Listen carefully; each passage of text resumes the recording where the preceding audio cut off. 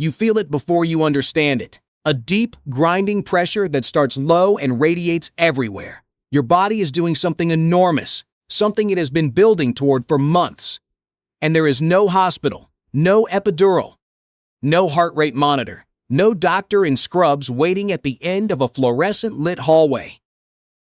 There is only the earth beneath you, the fire nearby, and the women around you who have done this before.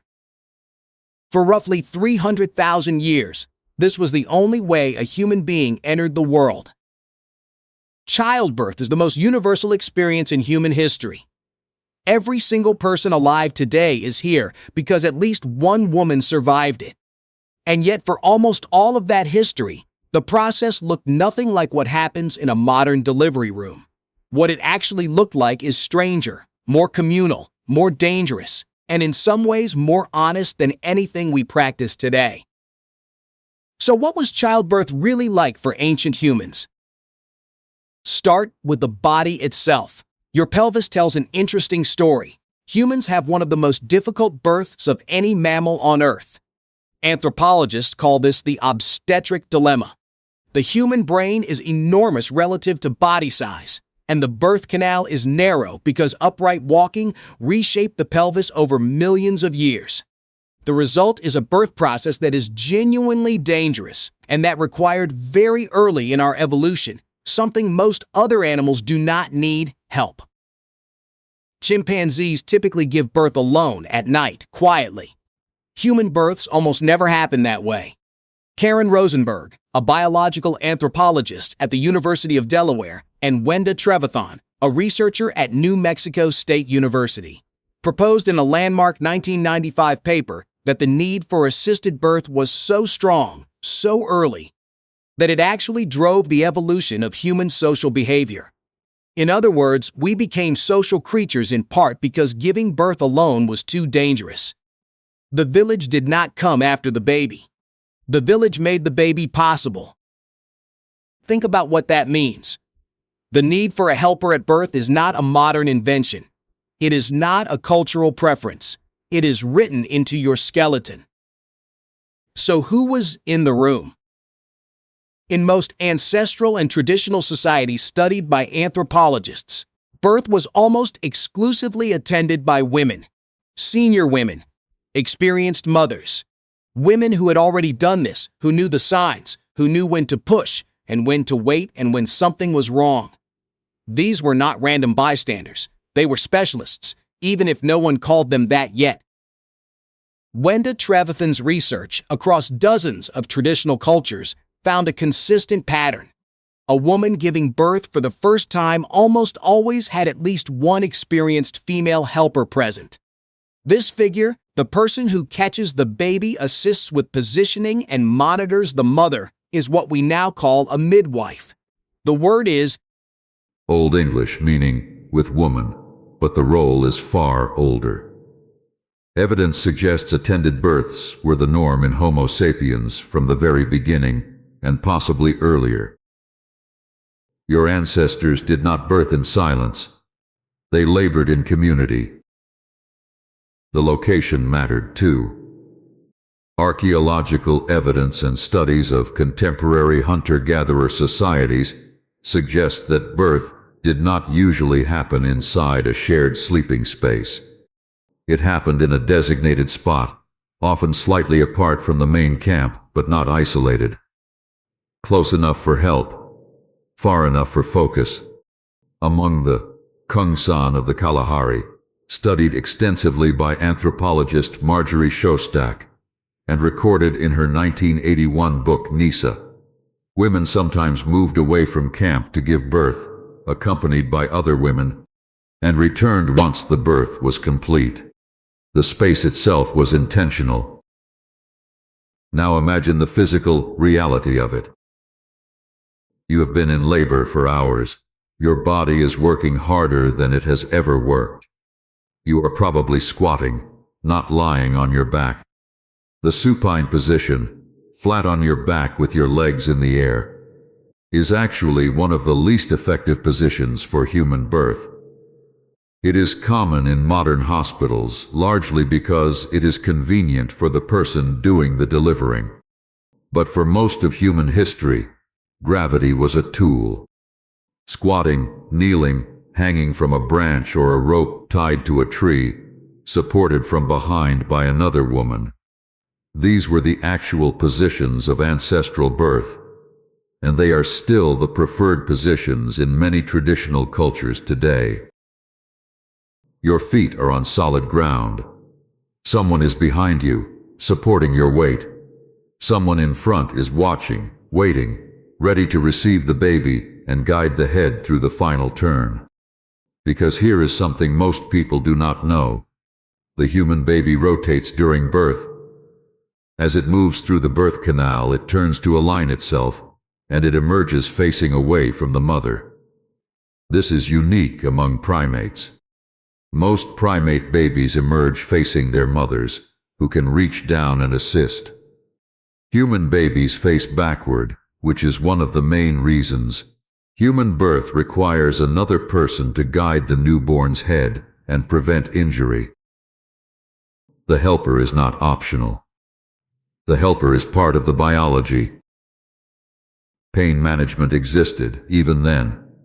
It was not pharmacological, but it was real. Supportive touch, warmth from a nearby fire, focused breathing rhythms, vocal coaching from experienced women. These reduce cortisol and adrenaline, which can actually slow or stall labor. Modern obstetric research confirms what ancestral practice assumed. Continuous labor support from an experienced companion. What doulas now provide measurably shortens labor duration and reduces complications.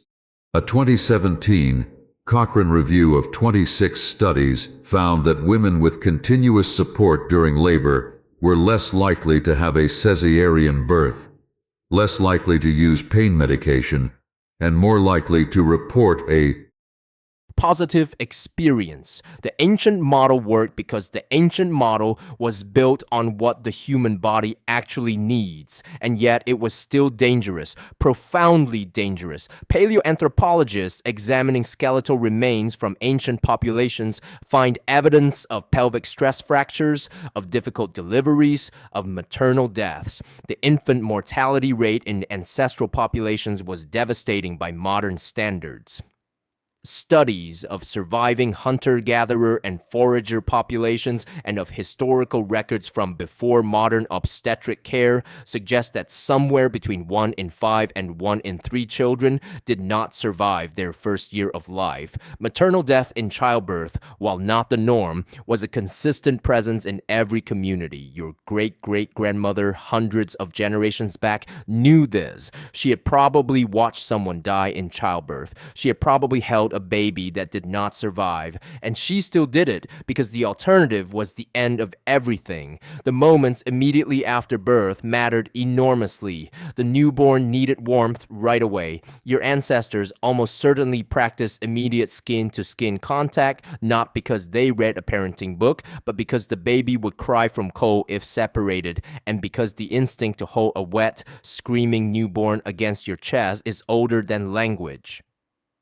Skin contact regulates the newborn's temperature, stabilizes heart rate, and triggers the first feeding. It also releases oxytocin in both mother and child, the same hormone that drives bonding, trust, and social attachment. The first moments of a human life were, for hundreds of thousands of years, warm, immediate, and communal. The placenta was delivered shortly after. In most traditional cultures studied by ethnographers, the placenta is treated with significance. Some bury it, some burn it. The Kongsan bury it away from camp. The specific ritual varies, but the pattern of intentional treatment is nearly universal. Even in the Paleolithic, where direct evidence is harder to preserve, the anthropological consensus is that the placenta was not casually discarded. The mother did not rest alone. In virtually every forager and traditional society that has been studied, the postpartum postpartum period is a time of community support, of food being brought,